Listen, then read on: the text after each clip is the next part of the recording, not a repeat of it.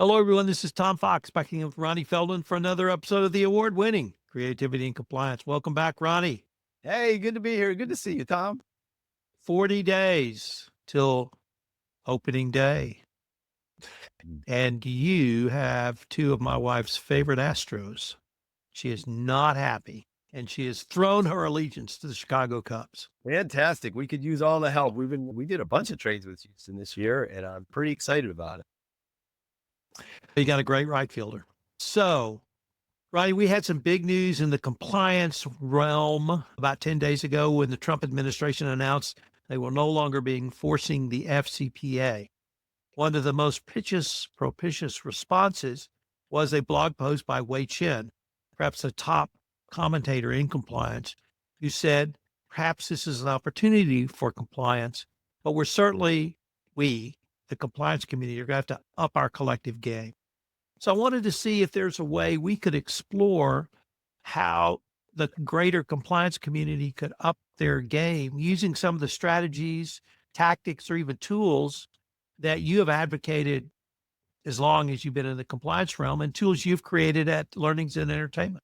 Now, I appreciate the stimulus because I follow Hui Chen and I've been doing this for a long time, at this point, 15, 20 years, but I don't come from a legal background. And I always find that we end up coming back to the similar conclusions. Hui's coming at it from obviously this authoritative position and having an real deep understanding about what's required. And I'm coming at it from like, how can we change behaviors to keep people out of trouble using fun and interesting, innovative, creative tools? And I find that we always end up back at the same place, because what I take away from this is, what are we doing here? I think we even did a podcast called "What Are We Doing Here?" If the goal is to just stay out of trouble, that's a very defensive way of saying, right?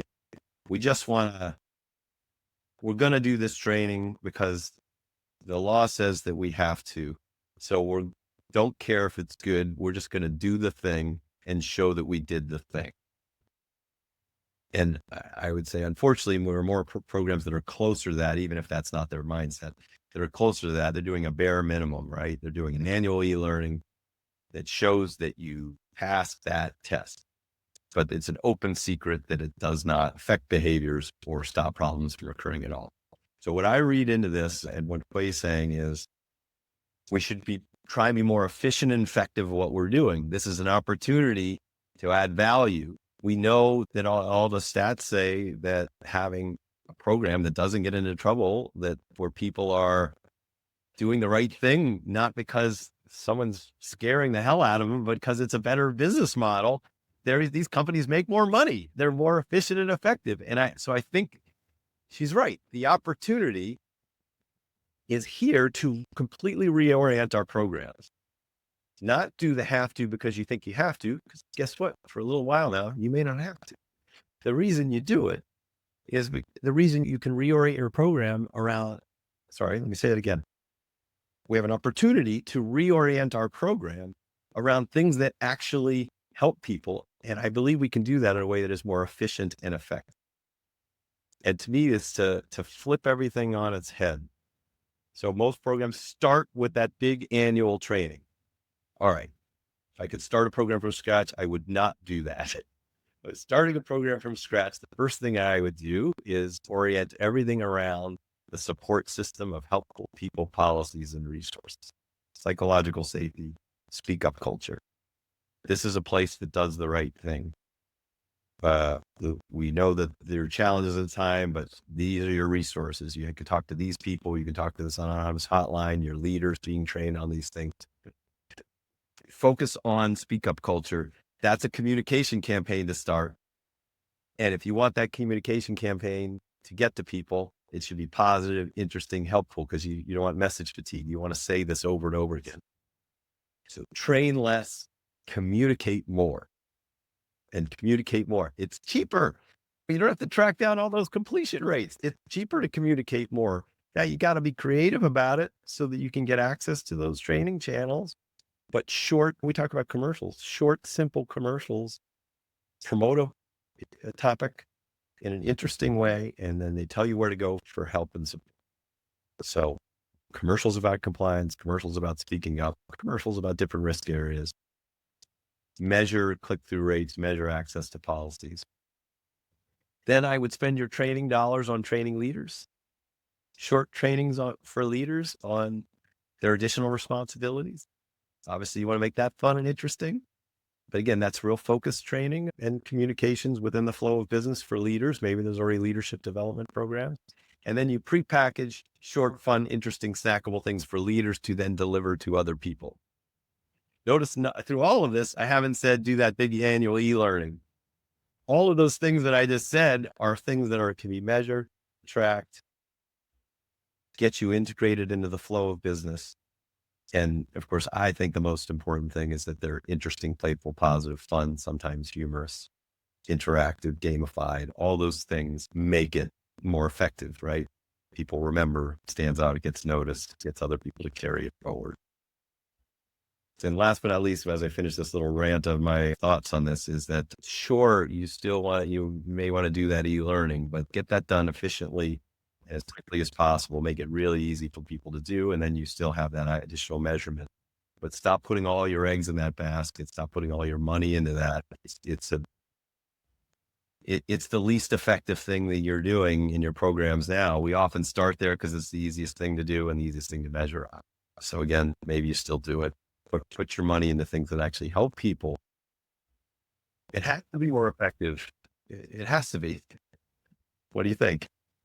Well, let me see, maybe take it a little bit different direction. You have continually said that a compliance professional must make themselves more available, more approachable, easier to communicate with. You want people to engage with you. You want to be not simply a subject matter expert, but you want to see as a person who can help business person solve problems. Yes. Assuming that's correct, could we even say that when you have that synergy of the business person and the compliance person working together to solve a problem, we're not looking for outcome A. We may come up with outcome Z, which is not what we expected, yet even more beneficial to the corporation. But it started with the business person being willing to communicate with a compliance professional about a problem. And is there a way for us to even talk about, we don't know what can be created because we've never had a reason to have sort of that discussion or an opening of a discussion around the management of risk. Is that even a fair way for us to think about this? Yeah, I like the way you say it. Like the reason I appreciate talking to you about this stuff is you are an FCPA lawyer and you have some of this more traditional background, the pitfalls of what's required or what's required and all the pitfalls of how it's all been delivered. I think the most important thing is you have to be a valuable asset for the business, right? We're all trying to grow our businesses but to do that in a way that's within the rules. The business often doesn't see you that way, which is why they avoid you and why you're cleaning up messes. I still think about this almost every day. I had 2 clients in the past, maybe more in the last few years, that said, we would love to use you, but we had too many investigations past year. And so we don't have enough money. And I'm like, the irony of that just blows me away. So you're having too many problems and you have to spend so much money cleaning up those problems. You actually can't do the positive, proactive communications that'll help you stay out of trouble. So yes, if the goal is to, and I think this is a good goal, to educate the business that they would benefit from coming to you earlier. They should proactively invite you to the meetings. And obviously you have to walk the walk and be a valuable contributor in those meetings. So we need to teach them that you are a valuable resource. The first thing to do, that's an ad campaign around that. And the second thing is when you get invited, you got to do a good job because then you're solving problems together. In the improv world, we would say that's a yes and thing. You're taking their problem. You're not saying no. You're validating that you have the same goals.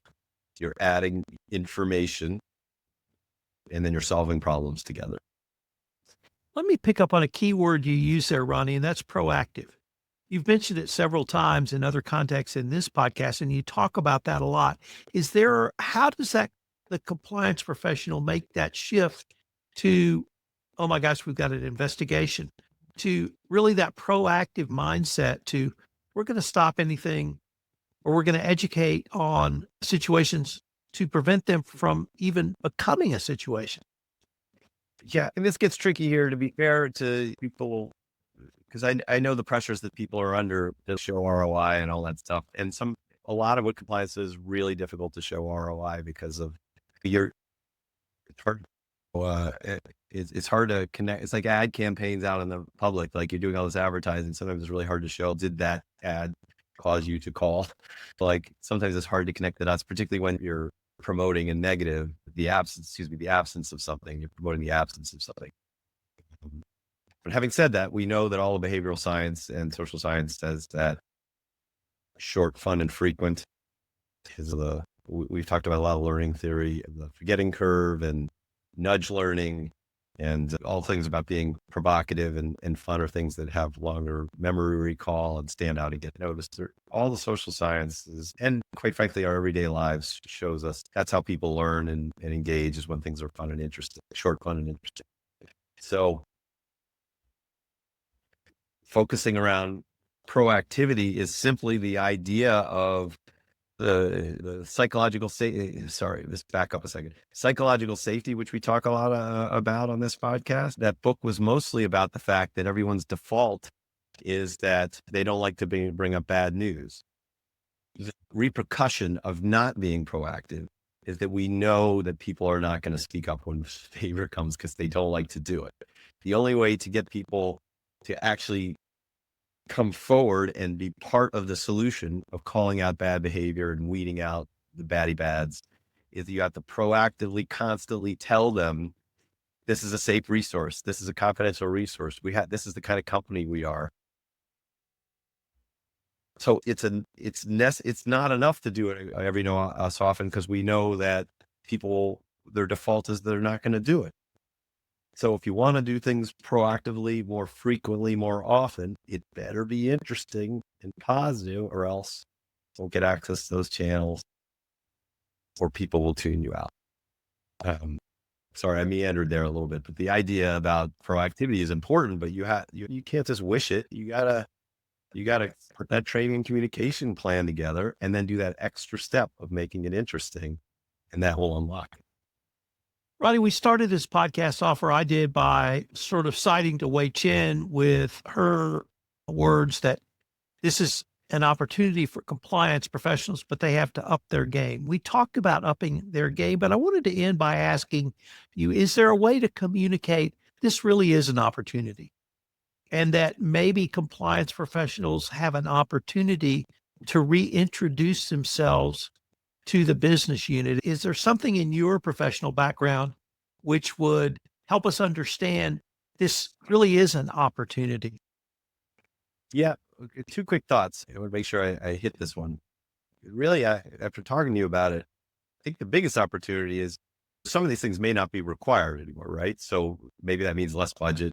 Who knows? So one is to take those funds or what's left of those funds and apply it again to things that actually help people, which is really what we've been talking about. So one opportunity is great. If you don't feel like you have to do this anymore, let's take up half that time and do a monthly communication and a quarterly interview series with the CCO and subject matter experts. Reorient the program away from this non-helpful thing and that, quite frankly, cost less anyway, right? To these things that I'm talking about cost less than actually pushing out per seat licensed training to everybody. So I actually think there's a money argument here, right? To use this but any reason that you have to reintroduce yourself is always a good idea, right? So I think